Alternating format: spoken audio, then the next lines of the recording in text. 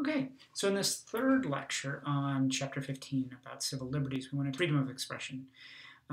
There's obviously a lot that we could do about all of these, rights of the accused, freedom of expression, as your textbook talks about freedom of religion. There are a whole bunch of different ways in which these things are discussed, and should you be interested in it, we definitely have in our department a number of courses that deal with these issues and how they're played out and things like that. And because when you finish this course, PoliSci 100 is the only prerequisite for all of our courses in our department. You're free to take those, and should you want to, I'm an advisor for the department and could help you with that. But you're not required to. But what we want to talk about is some aspects of particularly freedom of expression. And as we take a look at it, we talk about freedom of speech, but really the larger idea is the idea of freedom of expression, because the U.S. Supreme Court has made rulings in terms of making decisions about pornography even. Your textbook talks about that, and so it's a form of artistic expression. Some people argue it's an artistic expression they don't think should be protected, but it is a debate that the U.S. Supreme Court has done. And so we talk about speech, but speech is more than simply the words that we say. They're also the context in which we say it. It includes talking about all of those things in this part, and the textbook also does a nice job about it. We'd already mentioned this, but it's important to recognize as well that we often talk about the freedom of speech, the freedom of expression, as the first among equals. And we made that argument because many people argue that the First Amendment of the U.S. Constitution is seen as the 5 freedoms that are the bedrock of our understanding of what sort of freedoms we are, what sort of society we are. And that would be that we have freedom of speech, we have freedom of religion, we have petition, assembly, and freedom of the press. Equally protected, just like all of the Bill of Rights and all of the U.S. Constitution, because the U.S. Constitution is the supreme law of the land, and therefore all parts of it are actually protected in the same way. But at the same time, there is sometimes a difference, as we're going to be talking about when we talk about civil rights, the difference between de jure, legally, and is in reality, that there might be a gap between those two. Just as we argued with the idea of the 14th Amendment. The 14th Amendment, de jure, legally, seems rights automatically apply to the states. But it took the U.S. Supreme Court over 100 years to incorporate most of the Bill of Rights, and it hasn't even finished it, because in 2019 we had the excessive fines was incorporated to the states. So anyways, the idea is certainly that freedom of speech is an important one that if you can go in front of the U.S. Supreme Court and say your freedom of speech hasn't been infringed, you'll probably have a pretty good luck in winning your case. Sometimes even more surprisingly, we'll talk a little bit about some of these cases, and your textbook does this as well, where the people were a bit surprised how far the U.S. Supreme Court was going to go to protect freedom of expression, and extending freedom of expression rights not simply to individuals is a particularly important ruling that the U.S. Supreme Court did in the Citizens United ruling. The freedom of speech has been extended to corporations. And I'm going to have you see some videos that talk about that. And one is a more humorous one from Stephen Colbert, but the other one is laying out, if you don't like that, then what sort of changes should we perhaps think about doing in order to overturn that decision, to change that decision made by the U.S. Supreme Court. But clearly, freedom of speech and freedom of expression is an important one. But even so, even if it is really important, there is no such thing as an absolute freedom, even of freedom of speech, that there are some restrictions placed on the freedom of speech. We want to talk a little bit about what those are. The most obvious one is you cannot yell fire in a crowded movie theater. And so there is this recognition that there are times when freedom of speech, you should be able to say what you want, even if it's funny to do a joke, to yell fire in a crowded movie theater and see everyone run and drop their popcorn and trample each other. But there are also security concerns, and sometimes those security concerns can outweigh the freedom of speech rights. It's actually an example that was given in some of the early court cases establishing the freedom of speech, is to argue that, in fact, there are times when there are restrictions on freedom of speech. And so, as you can see, there's a trade-off between freedom and security, as we saw in Lecture 1. As we saw in the very first chapter of the textbook, we can see this kind of trade-off that's going on. What we want to do is talk about Schenck versus United States of 1919.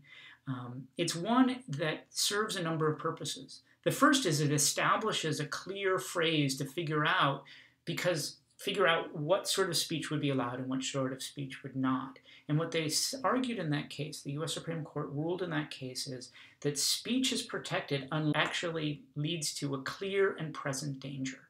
It's not just the name of a Tom Clancy book. It is also something that is establishing ahead of time so people know ahead of time, because the idea of a law, the idea of this ruling is so that we as a society know what we can say and what we can't say. So we know what those restrictions are so we don't go over that line. And so what they say is you're free to say whatever you want as long as what you say doesn't pose a clear and present danger. And so in that sense, it establishes in a strong way that freedom of speech matters considerably in our society. And then we saw that in 1925, it was the freedom of speech that was incorporated to the states. And so it was so important that it applied to the United States, but then would apply to all the state governments separately as well. But what's interesting about this as well is that in taking a look at the court case, and the specifics of it can be found in the textbook, or you can just look up online, Schenck versus United States. Again, Wikipedia is not bad. This oyez.com, O-Y-E-Z, gives a nice synopsis of all these important court rulings and why they argued and things like that.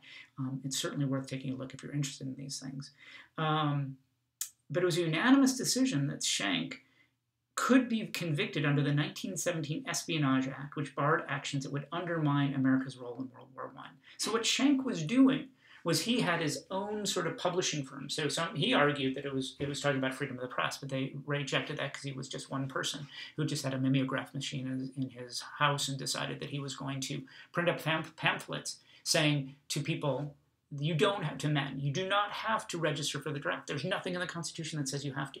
So in that sense, don't register for the draft. And that was considered, because it was done in 1916, the court case made it in 1917. Actually, the court case was in 1919. He was doing these sort of things in 1917 and 1918 after the 1917 Espionage Act, which said that you can't undermine the actions of the United States government during World War I. Because there was some concern that because the war was against Germany, that German Americans would spy for Germany as opposed to support the United States cause. So they put through the Espionage Act. And Schenck, who put out these pamphlets saying you don't need to register for the draft, was seen as undermining the war effort. And so he was charged under the Espionage Act and was found guilty. Went to the U.S. Supreme Court. The U.S. Supreme Court turned around and said, well, speech is protected unless it poses a clear and present danger. But in this one, what is interesting is that it was a unanimous decision saying that Schenck could be convicted. That in fact, his mimeograph papers, his speech saying that they don't have to register for the draft was actually seen as a clear and present danger. And what they argue specifically, which is important because we seem to be in a state of perpetual war, the war on drugs, the war on poverty, actual wars, the war on terror. If the United States government is always at war, even though the last war we actually declared was World War II. World War II was the last declared war by Congress, but we've been in a number of things that look a heck of a lot like war, and rhetorically we have a bunch of things that sound like they're war. War on drugs, war on terror, things like that. And what the U.S. Supreme Court ruled in this is saying that war creates new rules. Is there.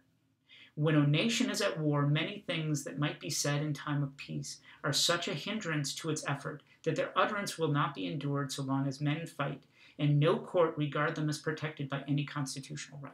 So in that ruling, the U.S. Supreme Court established a clear and present danger test, which sounds like it's establishing we're going to have a fairly robust, strong right to freedom of speech.